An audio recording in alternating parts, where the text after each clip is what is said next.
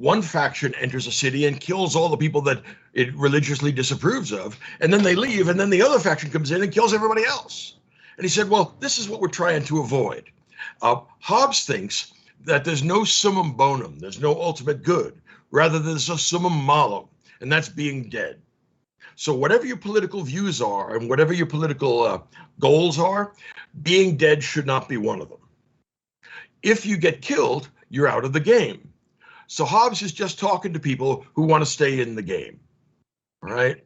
Hobbes is different from Machiavelli in the sense that Machiavelli and Hobbes are both political realists, but Machiavelli still has that Renaissance heroism in him. He says, let's get some big man to stand up and unify Italy and do all this great stuff and be our Machiavellian prince. Whereas Hobbes says that's going to get you killed sooner than anything else. The smart move is to keep your head down, shut up, and maybe you'll live to see tomorrow. So Hobbes is running scared. And if you had lived through England during the English Civil War, you'd be scared too. There are lots of massacres. In other words, there's no Geneva Convention back then. And the religious fervor that plays into political and military conflict causes a terrific amount of bloodletting. And he says, look, what's worse than this? Nothing. This is as bad as it gets. When you go to sleep at night, there's no guarantee you're going to wake up. There's no guarantee your family isn't going to get killed too. So we are rationally driven by fear over pride. Pride makes us try and do wicked things to other people. But even tough guys like Achilles, they go to sleep, and then less than heroic people can kill them while they sleep. So everybody has a good reason to be afraid. Don't get all heroic with Hobbes. He says, no, keep your head down and let's find a way out of this mess. And the only way out is to create the sovereign. And the sovereign has to have all power and be beyond the law. And so what the sovereign says, everybody has to do, because if we make the sovereign any weaker, we make the chance of revolution greater or rebellion greater. And that gets us back where we started, which is the state of nature. So once you get a government, you hold on to it for dear life. Granted, it may be oppressive and unpleasant, but you and your family getting killed while you go to sleep, that's even worse. So whatever your government you have, you stick by it and you obey its rules. The only exception to that, this is where the idea of rights come from, the only legitimate demand that people can make towards the government is to protect their life, not to protect their property. If the government wants to confiscate your property, they can. But if they decide to give you an order that will cost you your life, you don't have to obey that. Why? Because you can't, right? Imagine the sovereign tells you everyone must hold their breath until next Tuesday. Well, the problem is you can't. Why? Because we'll all die, because we won't be able to breathe. So Hobbes gives a very limited set of rights. They're the things that we are driven to protect ourselves by human nature itself. Everything else is the power of the sovereign. And so, Professor, it does seem, just to follow on that, like he is throwing out this older idea of, well, there is a sovereign who you should fear. It's God. And here are his commandments, and we'll order society around those. You're saying that's that top-down thing he's rejecting, right, and saying, no, there's a bottom-up thing. That's exactly right. He says, look, no, first we get the sovereign, and then we ask the sovereign what our religion is and what we believe about God, and he tells us, and then we believe it, or he chops our head off. Right? And if you allow people freedom of religion or freedom of religious belief, that's the beginning of telling the sovereign he's wrong, and you know where that goes. Right? Back to the state of nature. And look, he says we're badly programmed machines because we were given this crap about freedom of conscience and all that. Once you demand freedom of conscience and you start telling the sovereign he's wrong, and then you create discontent and create a revolution against the sovereign, then you go back into the state of nature, and then it's the war of all against all, and sooner or later some extremely powerful group emerges, and then we're back where we started. Right? So it's futile to try and get rid of a government that you think is tyrannical, because he says, look, they're all tyrannical. Tyrannical is just a word we use when the government pisses us off. Wow, okay. So that's a really grim view of the human condition. What next? The drinking email. Oh, James. So I've got two questions to start. First off, when Hobbes says you ought not to rebel against the sovereign, that's purely a prudential ought, right? That's not a moral ought. Well, he Or says does he think that the social contractarian theory that he introduces makes it a moral ought, that you have a duty not to rebel. Hobbes thinks that the only moral oughts that exist are prudential oughts. All right. In other words, don't chop your hand off because it's bad for you. All right. He says, don't destroy the government because not having a government is even worse than having a government. So, yeah, if you're prudent, you'll realize that there's just bad and worse. And whatever government you have is better than the single monolithic alternative.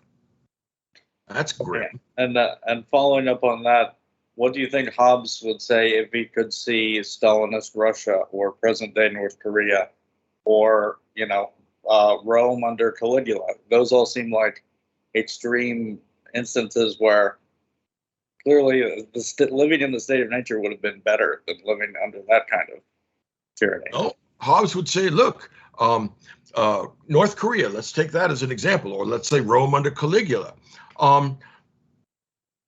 Rulers are temporary. Perhaps in a century or two, we'll get the 5 good emperors. Who knows? But for now, if you want to destroy the Roman Empire and kill the emperor, you're going to fall back into civil war. And civil war is even worse than anything Caligula can think up.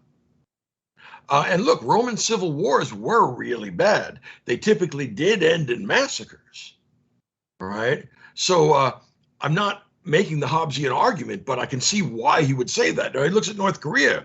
He says, look, suppose we have an internal rebellion in North Korea. Some side with the government, some are against the government, and others may be doing other things, just trying to stay out of the way. What that's going to do is unleash a very powerful military against mostly unarmed people, and mostly those unarmed people are going to be far worse off than they would have been under Kim Jong-un, because at least then they were alive. Remember that being dead, you're out of the game. So better to be alive under Kim Jong-un than to be dead under somebody that's offering you a new and improved kind of government. I mean, again, he's stuck in these binary alternatives, and once you accept that, there's not much wiggle room. So there's just bad and worse. And we've been taught all this nonsense, which has badly programmed us so that we destroy the little comfort that we get from governments by vainly striving after a government that isn't tyrannical. All right? Yeah, but the main reason you want to live in the state of nature, right, is because you don't want the constant threat of arbitrary violent death. But it seems That's like right. that threat still exists at all times in Stalinist Russia or present-day North Korea. It does. It's just a question of degree. Only Stalin and the KGB are gonna.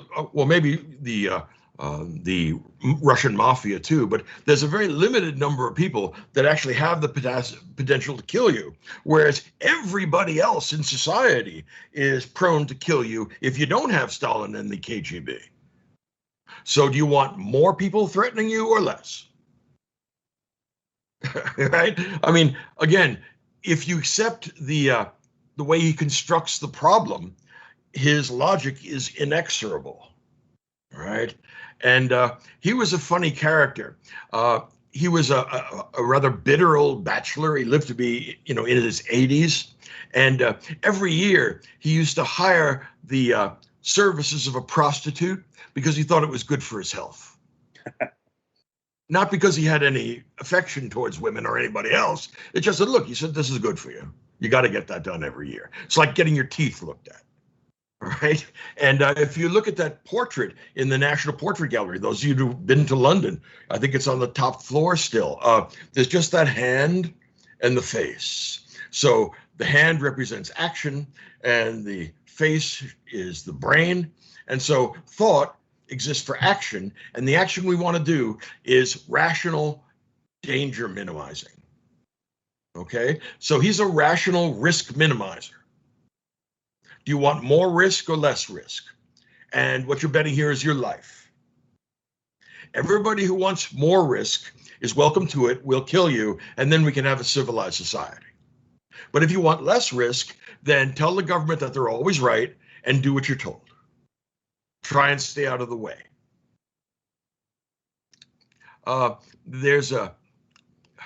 In Taoism, there are a number of funny maledictions, curses. And, you probably heard the one, may you live in interesting times. But there's another one. There are actually three, but another one is, may you come to the attention of important people. Yeah, all right. You're going to regret that. And Hobbes says, look, if you're smart, you stay away from important people, you don't come to their attention, you pay the tax or whatever they want, and you keep your head down, and maybe you get to die a natural death. Well, okay. I mean, if your ambitions are very limited and limited to continuing on to see tomorrow, Hobbes does make sense. Some of us, like Locke, when we do that next week, want a little more out of life. But Hobbes says, well, we may want a little more, but it's often not wise. But what he wants to ask is the question, is there anybody that wants less? All right.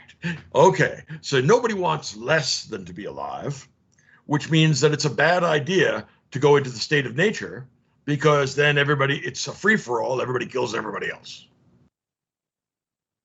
It's a Hobbesian world. And look, however much political order we have managed to create within societies, international politics is a Hobbesian free-for-all. I mean, yeah, we talk about international law and the UN and all that great stuff. That does not keep Russian tanks on the Russian side of the border. All right?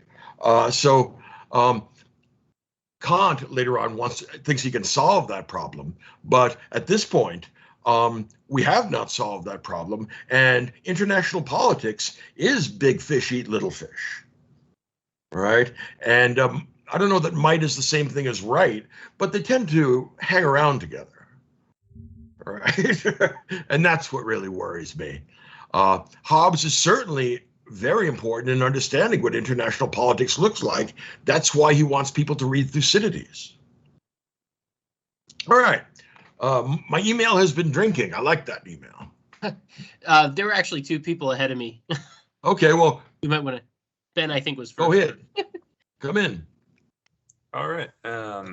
So I had two things, but I kind of forgot the other one, so I'm just going to go with the first one. Okay. It's pretty easy. So I read Plato's Republic, and it's kind of all that's on my mind now, but it just feels like a lot of this is a commentary on Book 8, talking about the different forms of government. I'm sure anyone here who's read Republic remembers that anarchy is like the worst, No, tyranny is the worst. Your tyranny is the worst. Before that is essentially anarchy, and like democracy leads to it. But anyway, do you feel like this is sort of just a commentary on that? He clearly knows Plato, and he clearly has very little patience for imaginary worlds. He says, well, this is all very interesting, but it has nothing to do with the actual practice of politics.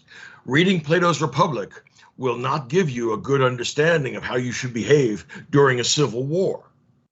You don't want to say, I need to talk to a philosopher king. Is there one handy? Right, because the answer is no, because there's no such thing. There's just human beings and practical power. And this power ultimately leads to the power of life and death. And that's the only real problem in politics. So Plato has a normative view of politics. He wants to connect politics and ethics. Remember that politics is ethics writ large in the same way and for the same reason that the individual, that the man is like the city. What ethics is to the individual, politics is to the city. Hobbes says, don't be ridiculous, all right? The government has many properties that are not like individuals, and individuals, if they're smart, rather than searching for ultimate philosophical insight, are going to do what they can not to get killed. All right? So Plato is a very different kind of an animal. If you're reading the Republic, I hope you're reading the Bloom translation. It's by far the best because it's literal. And I have 3 lectures on the Facebook page, or YouTube page on Plato's Republic, and that's worth taking a look at those. Okay, that might help you out. Well, just one more thing for Dr. Field. He was saying that we should ask, is Hobbes just like agreeing with Thrasymachus in the first book, or is he saying something different? Because Dr. Field was saying he's kind of saying something different in a way. Well, Thrasymachus is saying justice is the advantage of the stronger. And Hobbes is saying, yeah, that's basically right. Whoever it is that has power over life and death, they get to decide what justice is. They get to decide what religion is. They get to decide everything except whether you should kill yourself or not. All right. And the reason they do is because they have the power to kill you. And that's the summum malum. You're not, unlike Plato, you're not trying to get in touch with the form of the good. The form of the good is a summum bonum, an ultimate good. Hobbes doesn't believe in that. He only believes in a summum malum, an ultimate bad, and that's being dead. So save your life at all costs. Anything is better than that. So yeah, he fundamentally is in agreement with Thrasymachus. Right? And so, Thrasymachus lives, even though he takes a bit of a beating in the first book of the Republic. In fact, that tradition of power politics informs a whole collection of later writers. Machiavelli is certainly one of them, but also Thucydides in a big way. Remember, Thucydides was educated by sophists. And what does he say? Look, in the Melian dialogue, big armies destroy little armies, and if you don't do what you're told, you're going to get killed. And then they don't do what they told, and then they get annihilated. So, yeah, he is in agreement with Thrasymachus. What else? Whoever's next. I'll go then. So I was thinking about Hobbes and the war for all against all, and the thing that I keep thinking about is, because when we talk about Thrasymachus, I think of tyranny, and when we talk about the war of all against all, and you think of states, because Mr. Fribley mentioned Stalinism, but if you think of the Gestapo in the Third Reich, and you think of how those states kind of maneuvered themselves, it was this ultimate paranoia among all of the individuals, so that they all were constantly ratting each other out. So it was kind of so you have government to keep the war of all against all happening, but then you have these really terrible tyrannical governments that actually almost encourage the war of all against all, but it's all in reference to me, the sovereign, the absolute sovereign. Okay. Yeah, this natural tendency towards conflict is never completely extinguished. It's driven underground. Right? But you can't get rid of that in human nature.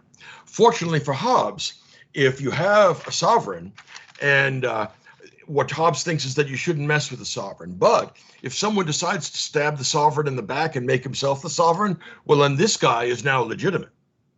Right? It's just about gaining power. The king is dead, long live the king. Right, exactly. I killed the king, long live the king. Yeah. We're thinking about, though, there's actually a wonderful book by Leo Strauss and a guy named Koyeva. It's called On Tyranny. And they actually talk about the downside of tyranny because it's a response to Xenophon. But it's a very good book because he says, one of the worst things that can happen to you is that you should set yourself up as a tyrant. The reason why is that you can't trust anybody, right? As Stalin said, the people that are the most reliable, I trust them the least because that's the one who could really kill me.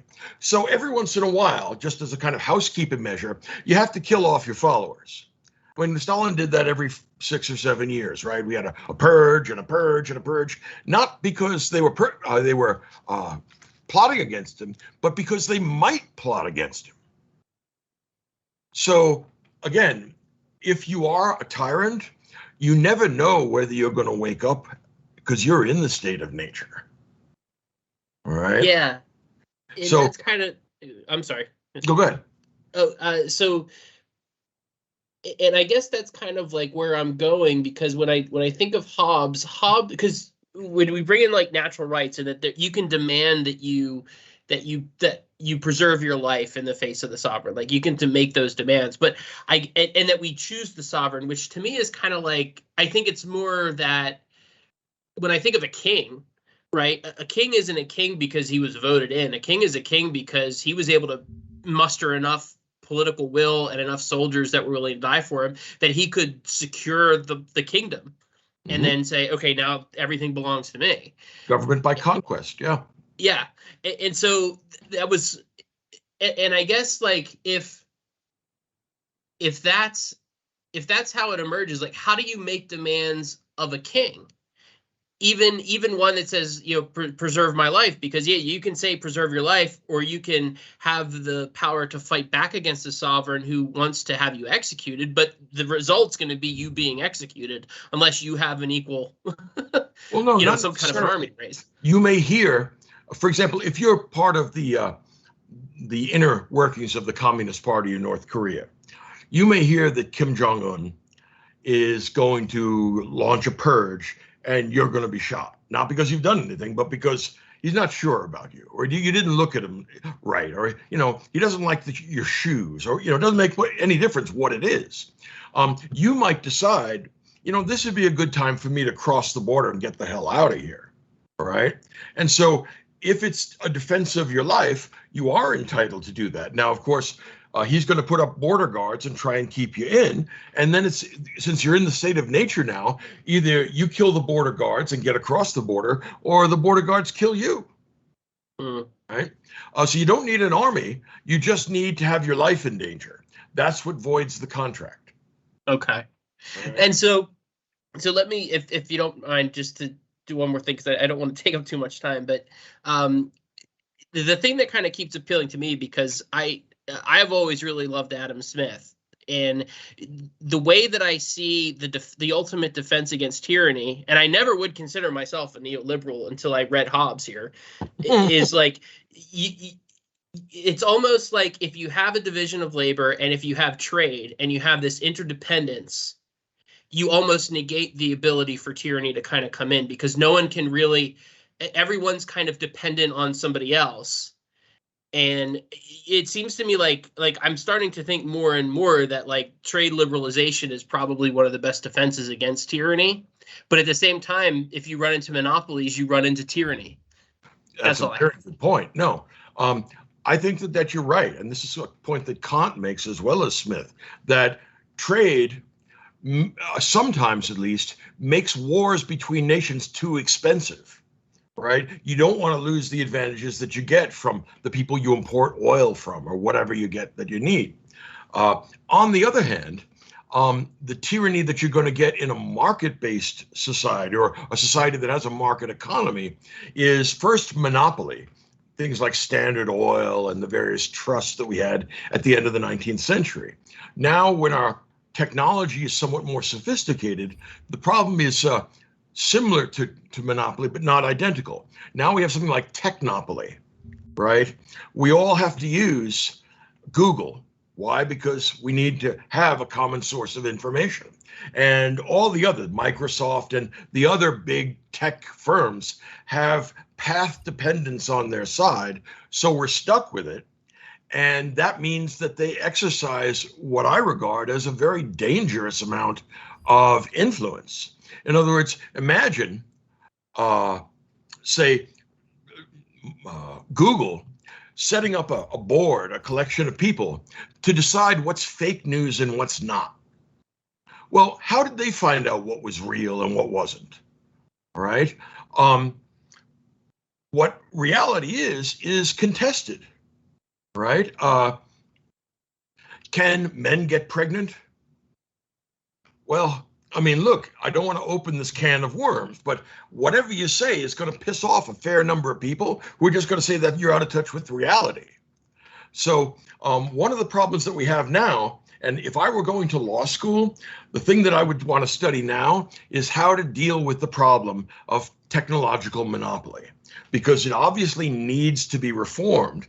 But how you would go about doing that, look, the devil is in the details. How you're going to manage to break these up somehow, I guess on the model of Standard Oil, without reducing their capacities and without harming the public that depends on them. This is a mess of a problem, but it's actually very interesting. I think you would have to bring a large number of disciplines into this, economics, most importantly, but not just economics. You're also going to need things like behavioral psychology or psychological economics, because markets don't work perfectly as Adam Smith had posited. Sometimes people engage in dubiously rational conduct because of other things that Professor Kahneman at Princeton won a Nobel Prize in economics for pointing out, well, psychology plays more of a role here than you think. So we're going to need all the social sciences brought together, and who knows that much? Or, let's get a bunch of people, but it's going to be hard to find them, and then to be able to get them to work together, and then to be able to hash out some kind of legislation. I mean, that's a problem for a whole generation to solve, or at least to address. And if I were of law school age now, that's what I would want to study: monopolies and how to regulate them, because in my view, that's the single most difficult problem. And it's a global problem. It's a huge problem in terms of its dimensions. So that's the difficulty. We have tyranny in command economies, fair enough. We also have a different kind of tyranny that we get occasionally in technologically sophisticated market economies. Right. So, I mean, this is a real mess. Just think, for example, about banks being too big to fail. Well, if they're too big to fail, they're too big to exist. They should have been broken up long ago. But if they're too big to fail, then they exercise an unreasonable amount of influence over the government, because they can hold the government hostage, threatening to bring down the entire economy. And then if the government bails them out, these bankers actually have the nerve to give themselves bonuses at the end of the year. I mean, somebody has to step in and say, we have to stop this. I mean, this is dangerous. So tyranny has more than one form. It doesn't just have to be the government, right? Our liberties are always at risk. What else? Thank you. Sure. Moffat. I'm not Evan. sure who was before. Was it you, Paul? I think so. Yeah, go for it. Yeah, so one of the funny little quotes in the book where he says exactly what he set up to do, it's anxiety for the future time disposes men to inquire into the cause of things, because the knowledge of them makes men better able to order the present to their best advantage. And that summarizes well this whole work. That's exactly right. Hobbes is a very pithy writer, right? He's not excessively flowery. It's not like Plato with all these images and poetry and stuff. Hobbes is trying to create a social science or a political science that's analogous to the new natural science that's been created. Remember when I said a couple of classes ago that natural science, whenever there's a revolution in natural science, there inevitably is, shortly thereafter, a revolution in the social sciences. This is it. And the consequence of this revolution is called the social contractarian revolution, which is going to give us Hobbes and Locke and Rousseau. The result is going to be the delegitimizing of monarchy, which is why there are so few today. And it's going to generate the age of democratic revolution, which is bottom-up politics. So ideas have consequences, and when there's a natural scientific revolution, of necessity, there's going to be a revolution in all the human sciences. Hobbes is, in that sense, a revolutionary, right? But don't tell him that. He would say, no, I'm not a revolutionary. I'm just a better programmer than the guys you have had talked to before. I don't want any part of any revolution. What else? Well, in book 3, Yeah. there's this funny little part where he quotes a lot of the Bible, and he gives one example of people assembling and decide we want a king, and then the prophet says, well, he's going to take your property, he's going to make your sons soldiers, your daughters his concubines, and people say, well, but we need somebody to give us justice and lead us in war, which is, it sounds like a prequel to The Godfather. Okay. Look, the Bible is so big. In some ways, it's like Chinese history.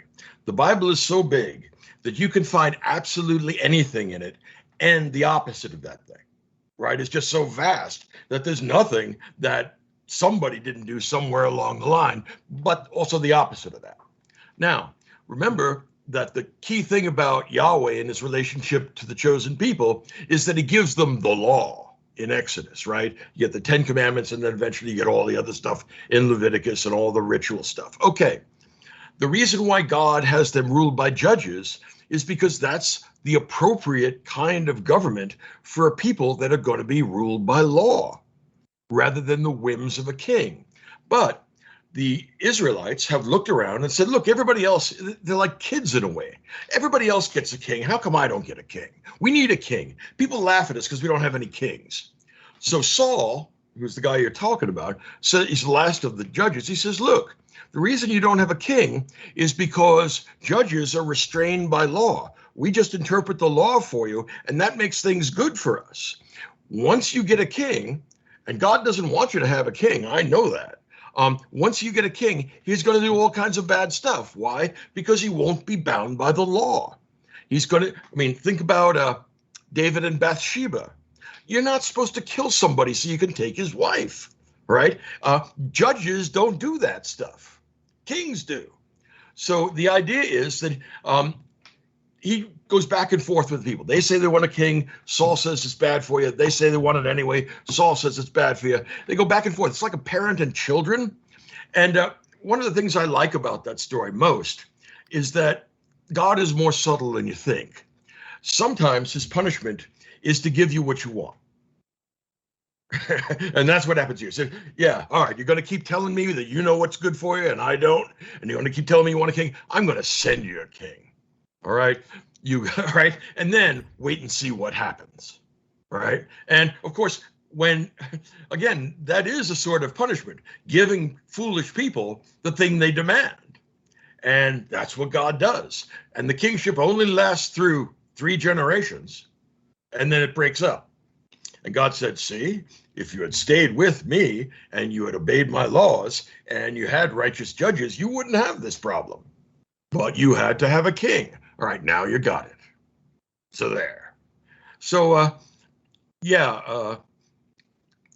that's the third of those Taoist curses. The first is, may you live in interesting times. The second is, may you come to the attention of important people. And the third is, may you get everything you desire, which will completely mess up your life. No. You just think of how many things you desire that would have wrecked your life. I hope you get everything you want. All right. Yeah. And sometimes God punishes people by giving them what they say they want. There's no use having an argument with Yahweh. People, we never learn. All right, Jeremiah, who comes next? Evan? Who's next? Yeah. First off, I just wanted to say I could listen to you paraphrase biblical stories all day. I love it. And also, just I'm actually taking a course a module in philosophy of information, so I'm going to keep that tech monopoly idea in mind as I go through that, because a lot of that's dealing with changes in epistemology, with the rise of the internet and stuff like that. Lawyers and judges are going to need guys like you that are well versed in these matters, because they're certainly going to mess things up if they don't have the technical knowledge. So I'm really looking forward to that. So thank you for that, because that's going to stick in my brain as I go through that. My question was more sort of along the historical lines. I was curious how much of this kind of thinking went on to influence some of the self-justification for things like colonialism, where like a heart of darkness. They're going into the state of nature and taming it and subduing it and bringing about some, some culture and taste to this wild, state of chaos, I guess. That's exactly right. Difference between Remember that this is the war of all against all, and whether the people being colonized are civilized or not. Remember that in Central America and in Peru, we had actually pretty sophisticated civilizations. They had cities, they had the division of labor, they had all the hallmarks of a civilization. But then you have to remember that international politics is Hobbesian. It's red in tooth and claw. Thucydides' Melian dialogue becomes important. Whoever has the most power and the most capacity for violence is going to impose legitimate government on whoever doesn't. And so it's big fish eat little fish. Now, most of the colonialists or the people who are establishing colonial regimes didn't claim that. They claimed that in an archaic way, God gave us gunpowder and horses and a whole bunch of old world diseases. And that's why he wants us to take over Central America. Why? Well, he would have made them powerful if he wanted us not to take over Central America. So they did make gestures at divine providence, which would have made Hobbes just shrug his shoulders, like, you guys won't learn. But one of the unfortunate facts about international politics is that right today, we still don't have a social contract between nations. Instead, what we have is the war of all against all. And then we have ever-shifting alliances, which are based upon interest, not usually morality, and expediency and prudence are the source of whatever coherence we have in international affairs.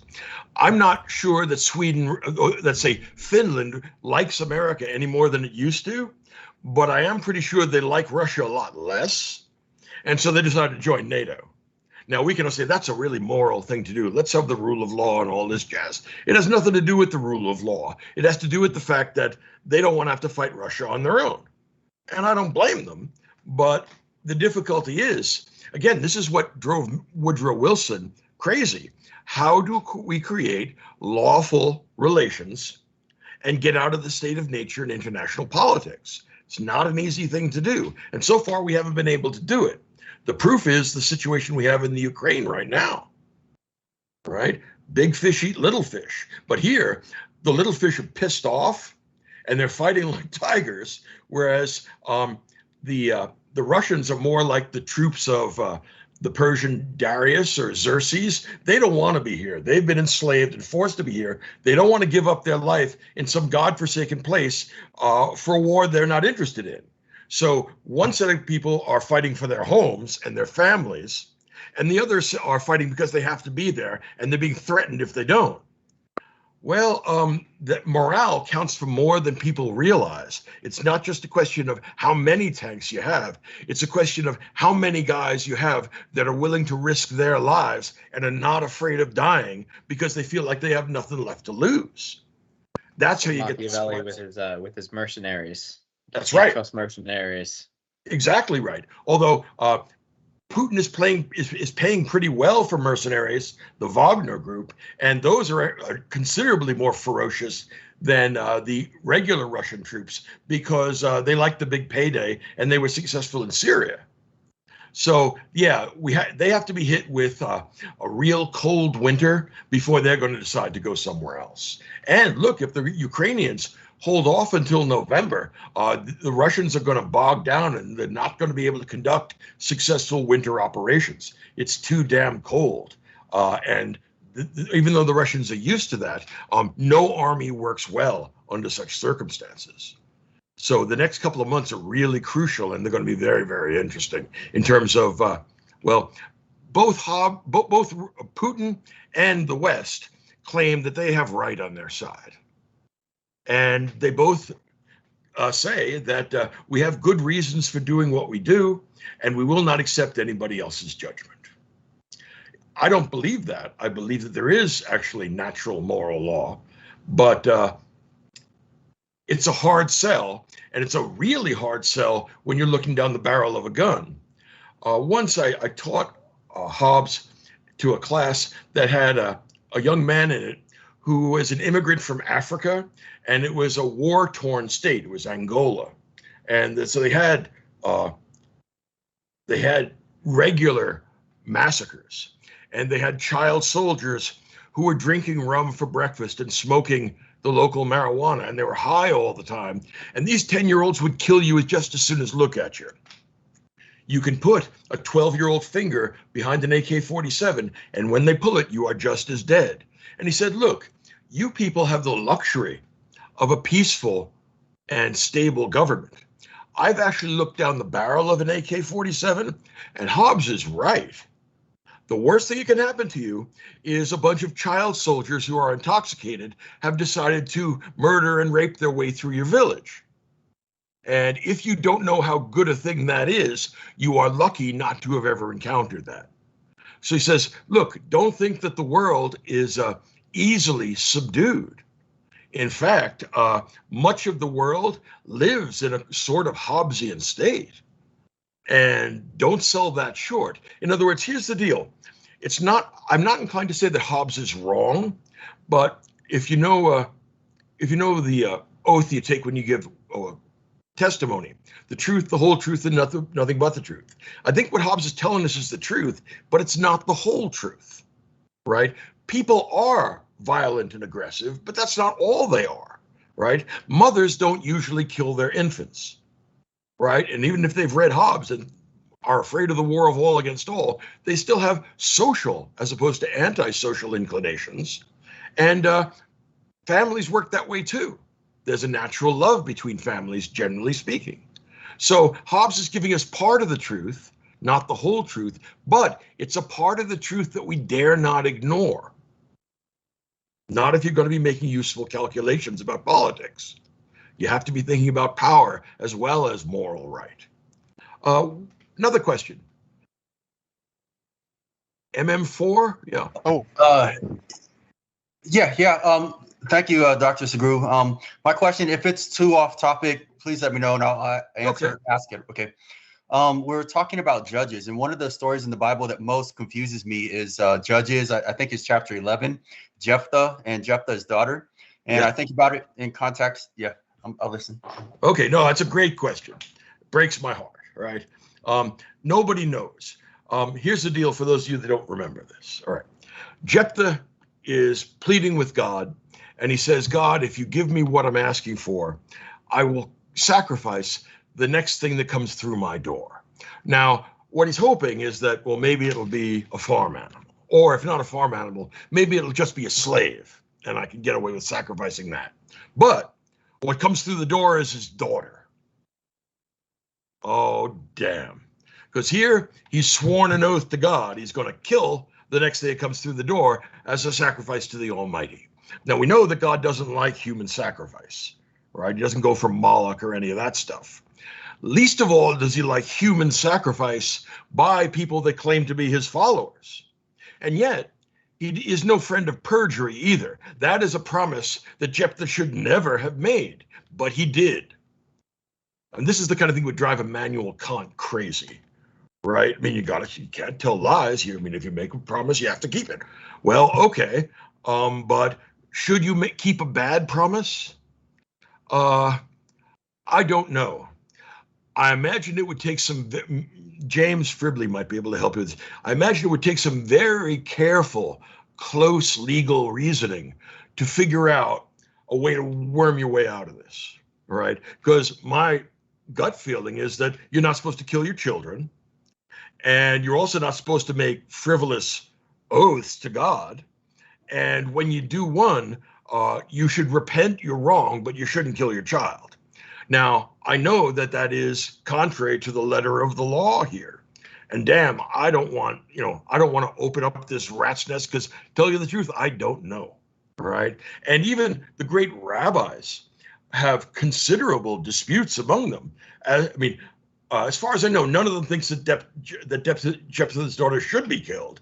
But on the other hand, it's hard to explain exactly why you're not bound by that oath.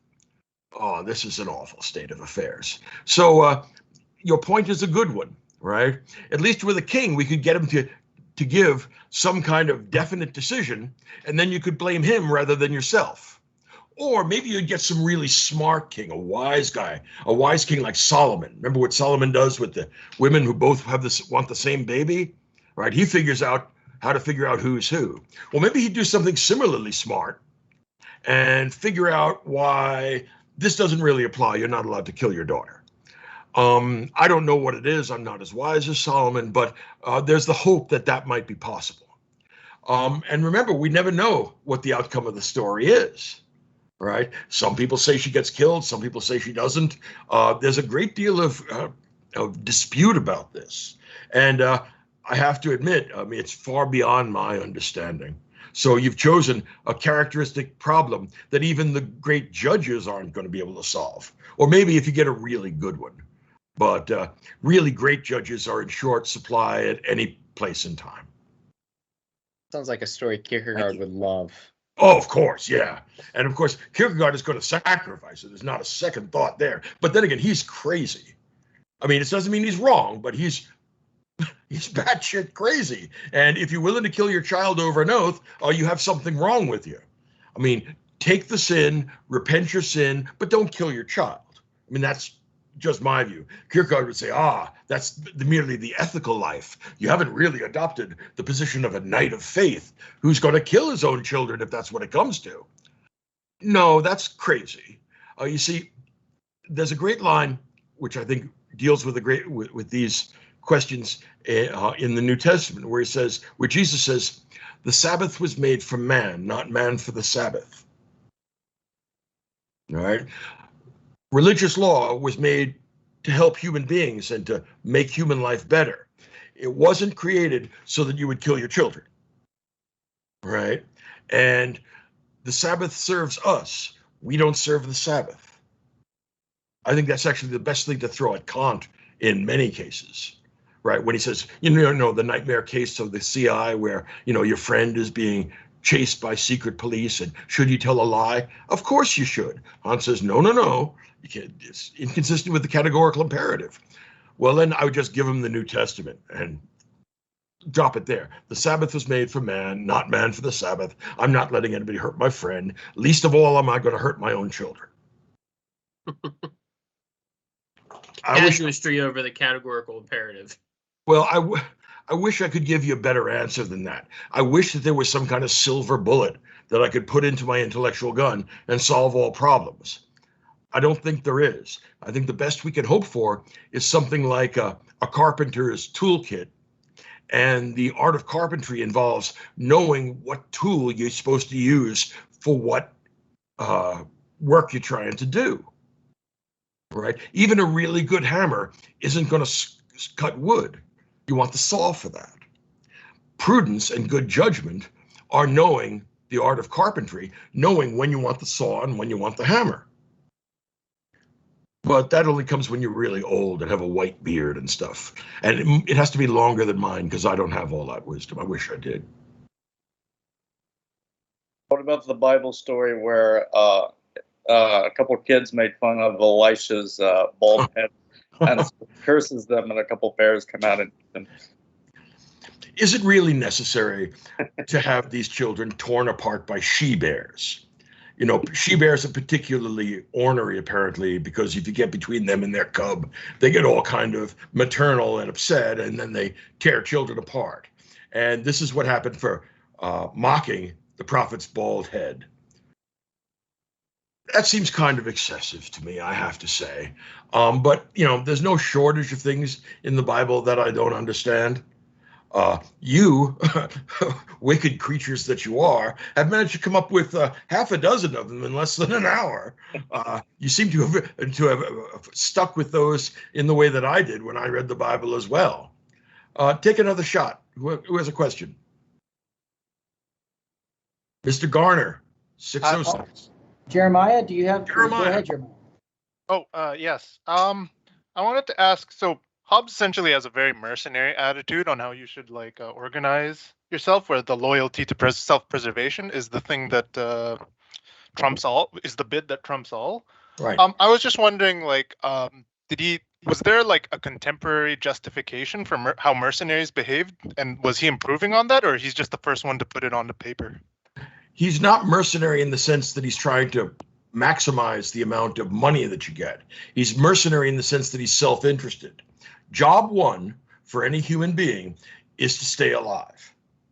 After that, we could discuss all the other things you might want to accumulate: wealth or political power or family or lots of books or whatever else you might want to have.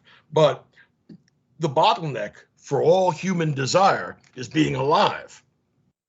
And so he's completely focused on self-interest. What's good for me? And what's best for me is that I not get killed today. If I'm lucky enough to put it off until tomorrow, that's a success. Tomorrow, I'll do what I can to live through that day. And one day after another, if we manage to live to a ripe old age, we have done well. All right. So under his way of, there is absolutely no justification for self-sacrifice that's acceptable then. Well, no, he says you can do that if you want to be dead. Knock yourself out, because then I won't have to talk to you anymore, and you don't have to listen to my reprogramming of politics. Right? So, I mean, that's a problem that solves itself, doesn't it? It's true. He said, look, you want to be dead? Go get yourself torn apart by lions. Show the Romans you really like Jesus. Then after all the crazy people are dead, then the sane people that are still alive can talk about obeying Roman law. I see. Thank you. Yeah. I mean, in a little way, it's self-interest reduced to its absolute minimum. In other words, he doesn't want you to be pursuing a good life. He wants you to be pursuing having your heart continue to beat. All right, that's enough. And so he's a minimalist in what he hopes to achieve. And he says if you're less than a minimalist, you're going to end up dead. Another question. So, Professor, concerning the founding of the United States, is it an anti-Hobbesian founding? Give me liberty or give me death is not something sounds like Hobbes would advocate for. No, but the Fifth Amendment was drawn from Hobbes. That's why you have a right not to incriminate yourself. Why? Because it may be a capital case, and the government can't force you to give evidence against yourself that's going to get you brought to the gallows, right? So here's the deal. One of the objections that's going to be raised to social contractarians of political philosophy is that this is essentially a noble lie. This is a story some new political philosophers thought up that never really happened in the past. In fact, families grew and they got to be communities and they got to be tribes, and there was never any explicit social contract made between rulers and the ruled. In other words, this is a useful fiction. All right. The U.S. Constitution is the first historically real social contract in the history of the world. They got a bunch of smart guys from all the states. They wrote up fundamental laws of the society, and then they sent it back to the states to have people vote on it. So the U.S. Constitution literally is a social contract. And so here's where they say, aha, maybe it's true that Hobbes and Rousseau and Locke, their social contracts weren't real. They were just fairy tales. Ours is not a fairy tale. We voted on this. And so we accepted this. And so our society is bound together by contract, not by force. We didn't put a gun to anybody's head. Now, the problem here, and this is going to be a problem when we get to the Civil War, is that nobody expects, when they're writing the Constitution, that some megalomaniacal French general is going to try and sell to the United States the center part of North America, which is the Louisiana Purchase. Now, it is literally the best real estate deal in the whole history of the world. 2 cents an acre for the best land in an entire continent. It is everything between the Appalachians and the Rockies. It's the whole valley of the Mississippi River. And you would have to be a fool to turn down that offer. Now, you have to remember that this is purchased in 1803 by Thomas Jefferson. Thomas Jefferson was always an advocate of the strict interpretation of the Constitution. And what wasn't allowed wasn't allowed. But this was just too good a deal to turn down. So, like everybody else with a theory of the Constitution, when it came to this is just too good to say no, he said, well, we're buying it and we'll work that out later. Well, we did work it out later. And here's the problem. The South, or the southern states, believed, at least some of them claimed, that the original contract in the Constitution had been violated and that they always had a Lockean right of rebellion. The problem is that more than half of the geographical territory in the country hadn't signed on to the original Constitution. They got bought, and then they were told they were owned by the United States, and then they were given a laundry list of things they had to do in order to get political representation. So none of those states have any sort of contractual relationship with the US. They were bought and sold.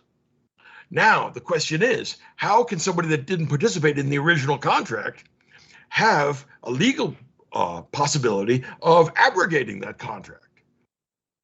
That, again, constitutional law is a real mess full of ad hoc problems, and that's certainly going to be one of them, right? So if you're going to say that, many in the among the Southern secessionists said, look, we have a right to secede, some of the Northerners say, well, in what sense does Alabama have a right to secede? We bought Alabama.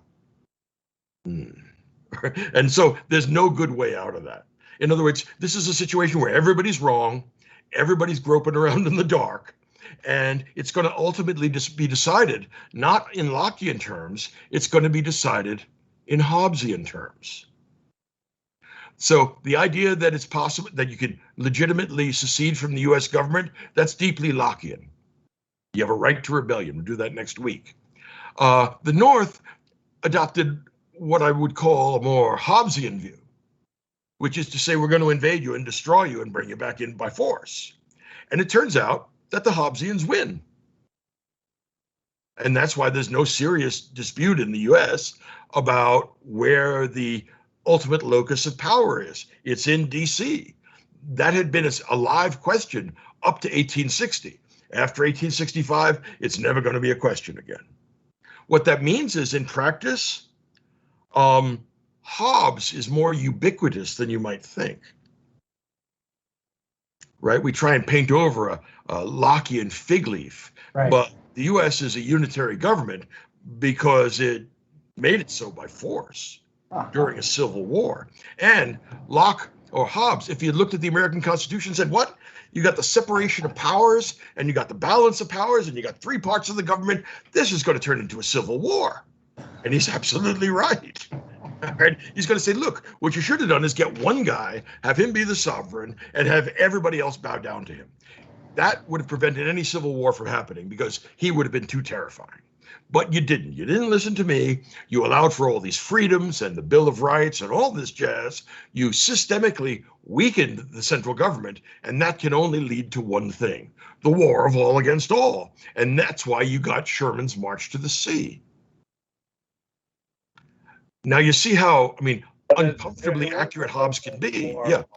What? It wasn't the war of all against all in practice, though. It was the war of North versus the South. That's true. The breakdown of society. Fair enough. You're right about that. But the war of one army against another, they pushed the boundaries of war, and they undid, at least in the case of Sherman's March to the Sea, the distinction between civilians and soldiers. And one of the problems with technologically sophisticated nations is that even civilians contribute by their work to the war effort. And so what we saw in the Second World War on both sides was a rejection of a distinction between civilians and soldiers, which is why they bombed cities, to destroy factories and destroy civilian populations. That's the point of the heavy bomber. That is a weapon designed to destroy civilian populations. And both sides were guilty of this. Again, Hobbes lives. He makes me uncomfortable, but he's not always wrong.